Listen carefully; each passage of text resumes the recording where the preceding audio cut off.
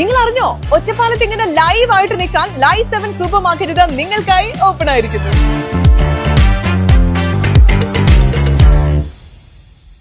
ആരോഗ്യമന്ത്രി വീണ George രാജിവെക്കണമെന്നാവശ്യപ്പെട്ട് BJP Palakkad west ജില്ലാ കമ്മിറ്റിയുടെ നേതൃത്വത്തിൽ താലൂക്ക് ആശുപത്രിയിലേക്ക് പ്രതിഷേധ മാർച്ച് നടത്തി.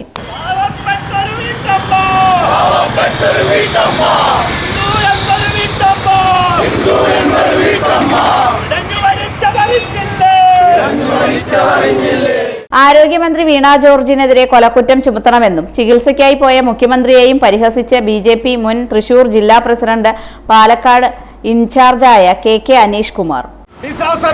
ഡിസാസ്റ്റർ മാനേജ്മെന്റ് അതോറിറ്റി കേരളം ഭരിക്കുന്ന മുഖ്യമന്ത്രിയുടെ വകുപ്പാണ്.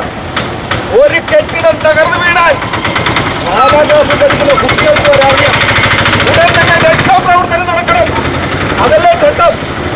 എന്തുകൊണ്ട് മുഖ്യമന്ത്രിയുടെ കീഴിലുള്ള ആ ഡിസാസ്റ്റർ മാനേജ്മെന്റ് അതോറിറ്റി 5 മണിക്കൂർ കഴിഞ്ഞു രക്ഷാപ്രവർത്തനം നടത്താൻ? ആരാണ് ഉത്തരവാദി?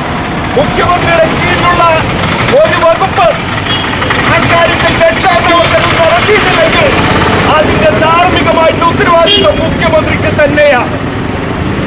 കേരളത്തിലെ ജനങ്ങൾ തകർന്ന കെട്ടിടത്തിനുള്ളിൽ ജീവന് വേണ്ടി കരുതുന്ന സമയത്ത് കേരളത്തിലെ മുഖ്യമന്ത്രി അവരുടെ വീട്ടിലേക്ക് പോകാനോ ആ വീട്ടുകാരെ ആശ്വസിപ്പിക്കാനോ തയ്യാറാകാതെ വീണ ജോർജ് പോയ സമയത്ത് അവർക്ക് ഒരൊറ്റ റിക്വസ്റ്റ് ആണ്, മകനൊരു സർക്കാർ ജോലി വേണം.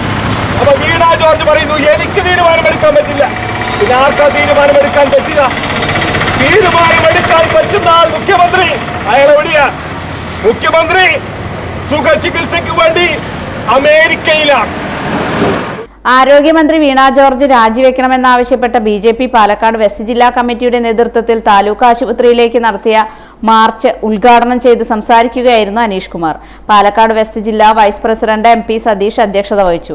ജില്ലാ ട്രഷറർ സുരേഷ് ബാബു, ബിജെപി മധ്യമേഖലാ സെക്രട്ടറി ശങ്കരൻകുട്ടി, സിനി മനോജ്, EP നന്ദകുമാർ, സുമേഷ് ചീരാത്തൊടി തുടങ്ങിയവർ പങ്കെടുത്ത് സംസാരിച്ചു.